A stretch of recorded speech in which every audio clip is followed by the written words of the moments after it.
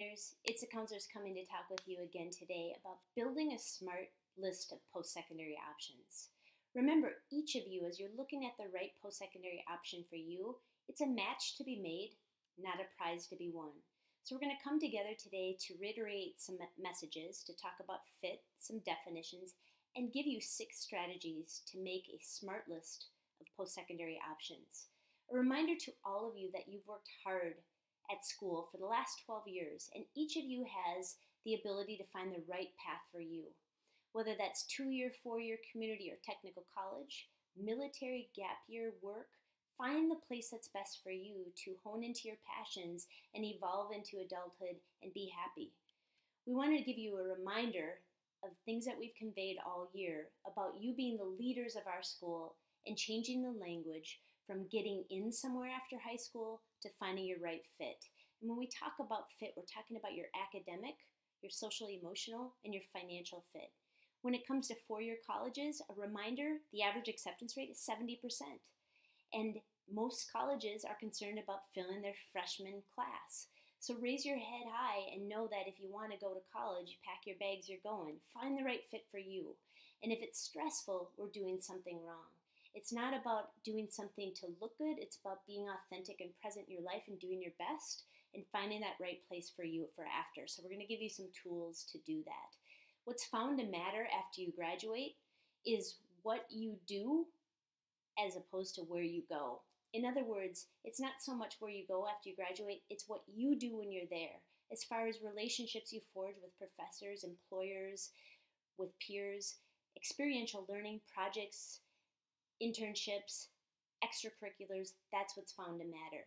So when you're looking at colleges, it's actually not hard to get into. Again, it's about finding your fit. And if you're looking at some schools with low acceptance rate, we're going to just be smart about helping you build a list of options, going for that, and looking at other possible homes. So let's start with definitions. Graduation rate is a definition we wanted to talk about. The average graduation rate at state public schools is an astounding 33%. The average graduation rate at private colleges is 53%. You can look at the graduation rate for a particular college that you're looking at so that you can know how many years on average it takes for a student to get their degree. That said, you can also dive in a little further to find out what you need to do to be able to graduate in 4 years. That is something that can help you know, because the more you stay, the more you pay. We also wanted to define retention rates. You can find that statistic on a college as far as how many students start at a particular college and go back the second year. That helps you know if students are returning and liking and enjoying the experiences that they're getting at their particular schools. These hyperlinks right here, college results, college completion, and college transitions, can give you those statistics of graduation rates and retention rates. We also wanted to define selectivity. The media focuses on about 113 out of nearly 4,000 colleges. They're considered selective because they have an admission rate of lower than 33%. So when you're looking at selective schools, it's oftentimes based on admission rates or rankings. So we wanted to let you know that you can look at admission rates, which helps you kind of know where you fare as you're applying to schools, and then look at other schools where your admission rates are higher, and then you're smart about the list that you're going to build. Rankings can be super helpful to help you generate a list, but be wary of rankings in that they are subjective. They're often measuring getting into school, into a college, rather than what's going on there. They're often measured by colleges ranking each other. The rankings can help you, though, with this hyperlink here, to look at schools perhaps you've never, ever heard of.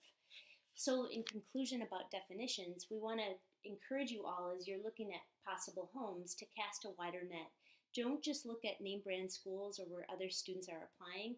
Make a smart list. There's nearly 6,000 options for you as far as college when it comes to 2-year, 4-year community or technical colleges, and many would love to have you. So we're going to give you 6 strategies to help you with that. To dive in a little further, you can also do some research from the strategies to discover and explore your post-secondary fit that we talked about. There's a PowerPoint and a screencast on both Naviance under your Planner tab, as well as the Class of 2019 on the DINA website. That helps you look and research some schools loaded with hyperlinks. So let's talk about 6 strategies as you're narrowing down options for you after you graduate. The first strategy is to start with you. Be introspective. Be selfish. Look at who you are.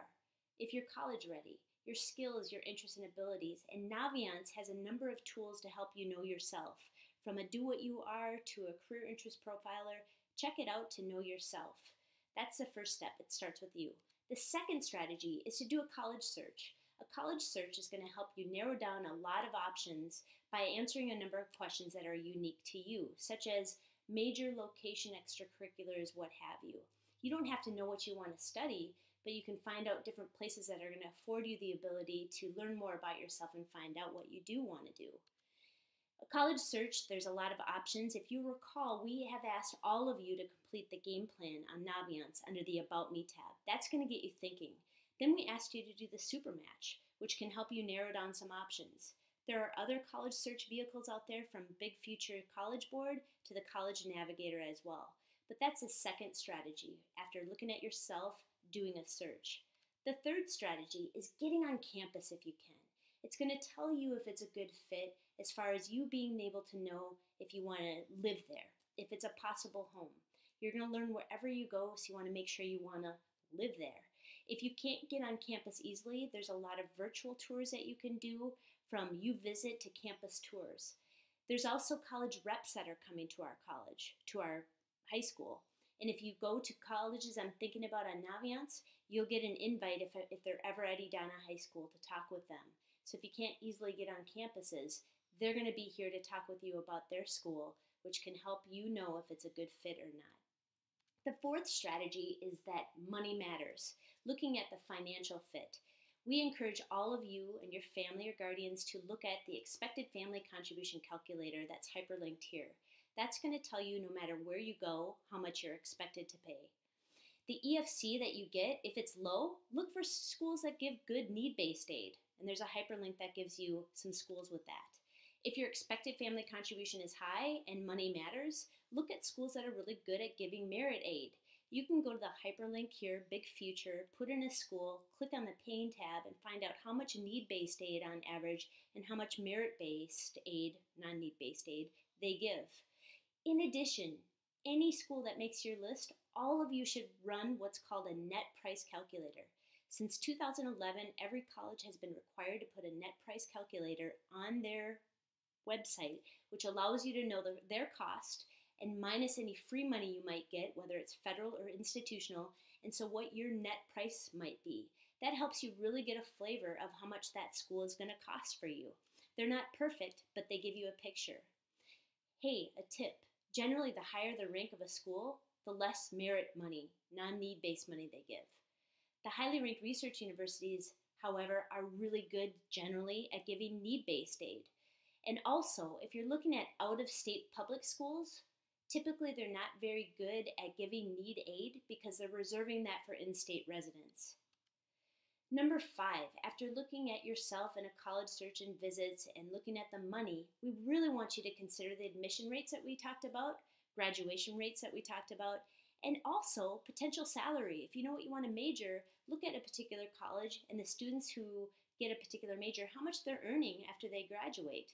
The Educate to Career has a really good link that helps you see on average different schools and as they're getting employed, how much money they're making. Finally, number 6, build a SMART list.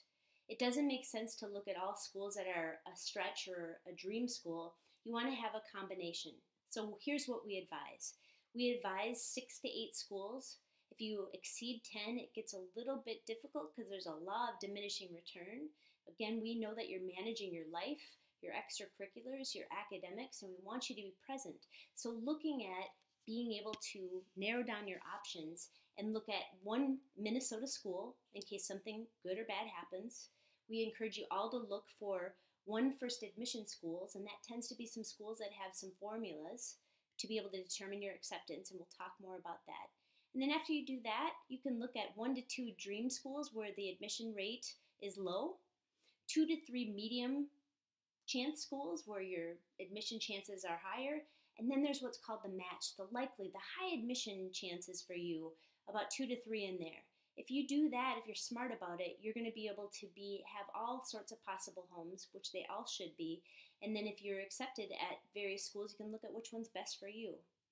We encourage you to be able to determine if it's a good match for you by looking at scattergrams on Naviance by clicking on the Colleges tab and then Admissions, or there's even College Board's Big Future where you can click on the academics and see where you fare. That can give you a flavor of where you stand compared to other people who have been admitted. But having a broad array like this is really going to help you be smart about it. We have a template to help you. If we hyperlink it, it's basically going to let you look at 6 different strategies right there, being able to have a template to record it and that sort of thing. So until next time, everybody, we want to help you continue to build a smart list of post-secondary options. The best advice we have for you right now is to be present in your life, balanced, and healthy. Have a great day.